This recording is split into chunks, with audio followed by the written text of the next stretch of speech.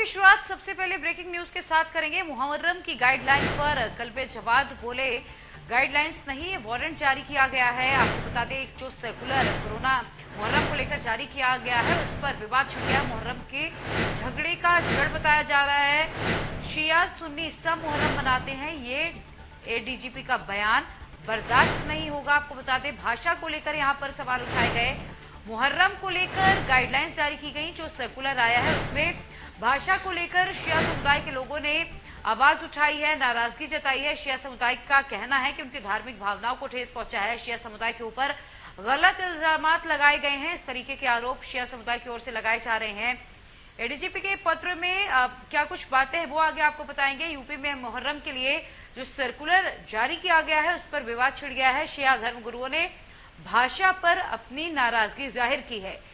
DGP ने पत्र में अभद्र भाषा का इस्तेमाल किया। शिया धर्मगुरुओं का ये कहना है, शिया समुदाय की धार्मिक आस्था को ठेस पहुंची है, ये शिया के धर्मगुरुओं का कहना है।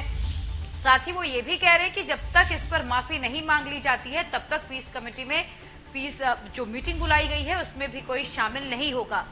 गाइडलाइंस नहीं, बल्कि ये वारंट जारी किया गया है। मुहर्रम की गाइडलाइंस पर कल्बे जवाद, जो कि शिया धर्मगुरु हैं, उनका ये कहना है कि गाइडलाइंस की तरह नहीं, बल्कि किसी वारंट की तरह नजर आता है। मुहर्रम को झगड़े की जड़ बताया गया है। आपको बता दें, सरकार की ओर से डीजीपी ने एक सर्कुलर जारी किया है, जिसमें उन तमाम बातों को जिक्र किया गया है, जिसमें मुहर्रम पर रोक लगी हुई है। मुहर्रम के लिए सर्कुलर पर विवाद लगातार बढ़ता जा रहा है। शिया धर्मगुरु में खासी नाराजगी, और उनका कहना है कि पीस कमेटी की बैठक में भी वो शामिल नहीं होते हैं जब तक भाषा दुरुस्त नहीं की जाती या फिर इस पर माफी नहीं मांग ली जाती है। मुहर्रम को झगड़े की जड़ बताया गया। जवाद की ओर से ये कहा गया है, हिंदू मुस्लिम सुन्नी शिया सभी लोग मुहर्रम का त्योहार मनाते हैं। ये डीजीपी का बयान बगदादी का बयान लगता है। ये डीजीपी का बयान नहीं लगता, बल्कि ये बगदादी का बयान लगता है। मुहर्रम की गाइडलाइन पर कल्बे जवाद बेहद सख्त नजर आए। नाराजगी भी उन्होंने डीजीपी के पत्र के खिलाफ जाहिर की है।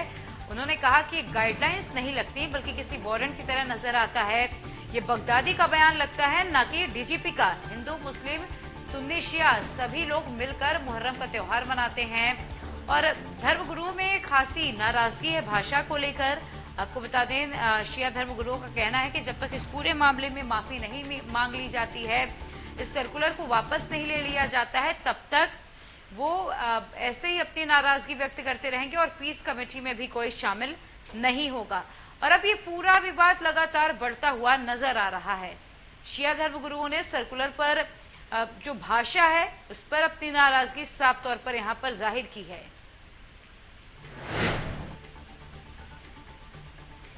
शिया समुदाय की धार्मिक आस्था को ठेस पहुंची है, ये कहना है शिया धर्मगुरुओं का। साथ ही उन्होंने ये भी चेतावनी दी है कि वो आयोजित की गई पीस मीटिंग में भी शामिल नहीं होंगे जब तक इस पूरे मामले को लेकर माफी नहीं मांग ली जाती है।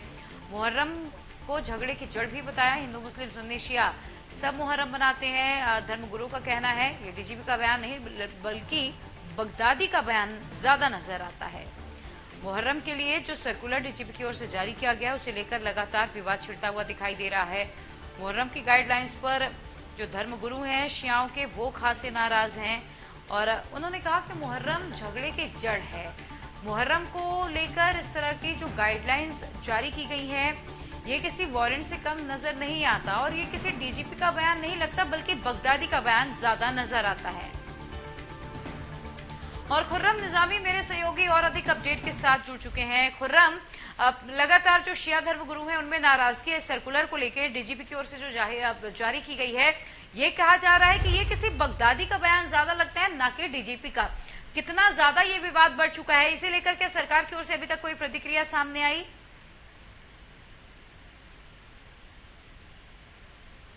देखिए, जो ये सर्कुलर जारी हुआ है डीजीपी तरफ से प्रिया, उसको लेकर लगातार नाराजगी बढ़ती जा रही है। और जो एडीजी लॉ एंड ऑर्डर है प्रशांत कुमार, उनका हालांकि बयान आया, उनका साफ तौर पे कहना है जो विगत सालों में जिस तरह गाइडलाइन आती थी, ठीक उसी तरह की गाइडलाइन इस बार भी इशू किया गया है। लेकिन यहाँ तक मुझको याद है प्रिया कि कभी इस तरीके का जो सर्कुलर है वो कभी नहीं आता था। मसलन पिछली बार पाबंदी थी जुलूस पर, इस बार भी थी। तो मौलाना कल्बे जवाद साहब का कहना है कि 5 की इजाजत थी, 5 ही लोग गए, 6ठा आदमी कोई नहीं था।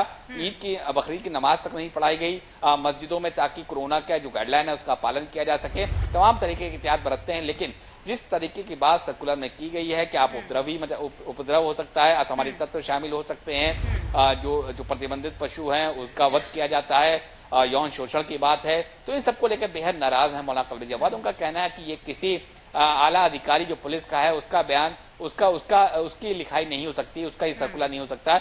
ये सर्कुलर किस तरीके लिखा गया आप खुद समझ सकते हैं। और दूसरी जो खास बात है उनका ये कहना कि जब तक ये सर्कुलर वापस नहीं होगा या फिर ये सर्कुलर पे माफी नहीं मांगी जाएगी तब तक कि वो खामोश नहीं बैठेंगे। आगे का लाइन ऑफ एक्शन क्या होगा ये तो उन्होंने नहीं बताया, लेकिन ये बात बिल्कुल साफ है कि मुहर्रम के आने से पहले ये विवाद लगातार बढ़ता जाएगा।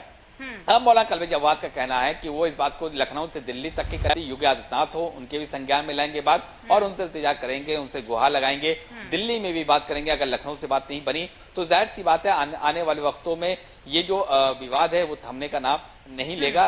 ऐसा ही कुछ माहौल फिलहाल लग रहा है। प्रिया, खुर्रम साथ ही धर्मगुरुओं ने यह भी चेतावनी दी है कि वो पीस कमेटी में, पीस मीटिंग में शामिल नहीं हो। और इसके बाद अब सरकार की ओर से क्या आगे स्टैंड लिया जाएगा, या फिर डीजीपी की ओर से कोई सफाई आ सकती है आने वाले दिनों में? देखिए, एडीजी लॉ ऑर्डर का बयान आ चुका है, इसको डीजीपी तरफ से मानिए बात। दूसरी बात है कि पीस कमेटी जो लगातार बैठती है और ताकि जो मुहर्रम जो भी त्योहार है उसको ठीक तरीके से मनाया जा सके, पुरसुकून माहौल में उसको बनाया जा सके, तो उसको लेकर के भी साफ कर दिया मौलाना कल्बे जवाद ने कि हम उसमें शिरकत नहीं करने वाले हैं, पार्टिसिपेट नहीं करने वाले हैं।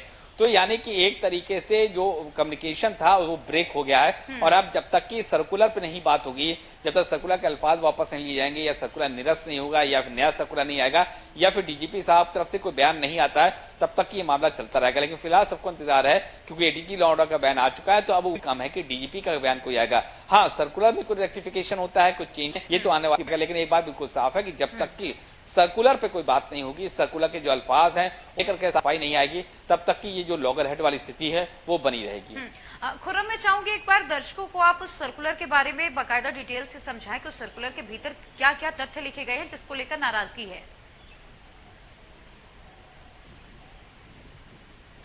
देखिए, पहले पन्ने पर सर्कुलर के बहुत कुछ लिखा गया। पहली बात तो ये लिखा गया है कि तबर्रा पढ़ा जाता है। जब आपने पढ़ाया, ये मौलाना कल्बे जवाद साहब ने बिल्कुल साफ कर दी, क्योंकि 97 में 1997 में जो जुलूस था वो रिज्यूम किया गया था। तब कल्याण सिंह यहाँ पर मुख्यमंत्री हुआ करते थे। 70 के दशक से ये जुलूस यहाँ सिलसिला थम गया था और उस पर प्रतिबंधित कर दिया गया था। लेकिन 97 में बातचीत की गई, उसके बाद 9 जुलूस शिया कम्युनिटी को मिला और 1 जुलूस सुन्नी कम्युनिटी को मिलता है। लेकिन उसके बाद से तबर्रा नहीं पढ़ा गया, यानी कि 97 उठा लीजिए, तकरीबन 25 साल का वक्फा है जो मौलाना कल्बे जवाद का क्लेम है कि तबर्रा नहीं पढ़ा गया है। दूसरी बात ये कहा गया है कि आपके जुलूस में प्रतिबंधित पशु का वध किया जाता है, गाय का जिक्र किया गया। उन्होंने साफ तौर पे कहा कि ये कैसे मान लिया जाए, ये तो कभी हुआ ही नहीं है, ना 50 साल पीछे हुआ, ना अभी गुज़िश्ता 25 सालों में हुआ। तो ये बिल्कुल अपमान करने वाली बात है। तीसरा, यौन शोषण की बात कही गई है कि आपके जुलूस में यौन शोषण होता है। तो ये कहा कि ये तो इल्जाम है। जो मौलाना कल्बे जवाद साहब, उनका कहना है कि जो ये सर्कुलर है ये कोई सर्कुलर नहीं है, ये इल्जाम का पुलिंदा है, ऐसा कुछ। इन सबको लेकर आक्रोशित है। हालांकि जो फेस्टिवल की बात की गई उस पर कोई जिक्र नहीं कर रहे हैं। उनका कहना कि जो ये सब बातें कही जा रही है ये बिल्कुल गलत है और नाकाबिले बर्दाश्त है। तो जाहिर सी बात है कि जो उनका गुस्सा है वो इन अल्फाजों को लेकर गुस्सा है। तो जब तक कि इन अल्फाज को सर्कुलर से नहीं हटाया जाता है और डीजीपी साहब अपना स्टेटमेंट क्लियर नहीं करते हैं, स्टैंड क्लियर नहीं करते, तब तक की बात आगे बढ़ने वाली नहीं है। ठीक है खुर्रम, बहुत बहुत शुक्रिया आपका इस तमाम अपडेट के लिए। आप आगे भी नजर बनाकर रखिएगा। खबर पड़ी है तो लगातार धर्मगुरुओं में सर्कुलर को लेकर नाराजगी जाहिर की गई है। ये गाइडलाइन नहीं है तो हमारे हाथ में है, बल्कि ये मुहर्रम मनाने वालों पर झूठे इल्जाम का और गंदे इल्जामात का पुलंदा है पूरा। ये कोई गाइडलाइन नहीं है, बिल्कुल झूठ है इसको गाइडलाइन कहा जाए। और इसमें ऐसी बातें लिखी गई हैं कि जो वहाबी मुल्ला शियों पर इल्जाम लगाते हैं, जो अलकायदा तालिबान वाले शियों पर इल्जाम लगाते हैं, वही बातें इन्हें लिख डाली है इसमें। इसका वध होता है, ये देखिए, इसको ले लीजिए, इसकी तस्वीर ले लीजिए, गौ वंश का वध होता है इसमें। यानी हिंदू मुस्लिम भी झगड़ा फैलाएंगे। ये कौन से डीजीपी आ गए यहाँ के ऊपर, यही समझ में नहीं आ रहा है कि जो बजाय शांति फैलाने के अमन कायम करने के उल्टा फसाद फैलाने की कोशिश कर रहे हैं। डीजीपी की तरफ से शायद एक लेटर 4 पेज का जारी हुआ है और जिस लेटर के अंदर मुहर्रम को लेकर उन्होंने पूरे उत्तर प्रदेश में जो थाने हैं और जो संबंधित अधिकारी हैं उनको कुछ इंस्ट्रक्शन दिए हैं, लेकिन उसमें जो भाषा जो लैंग्वेज इस्तेमाल की गई है वो इंतहाई अफसोसनाक लैंग्वेज इस्तेमाल की गई है। मजलिसों में गाली है ये बहुत। तो आप उन्हें बता दें, मेरा ट्विटर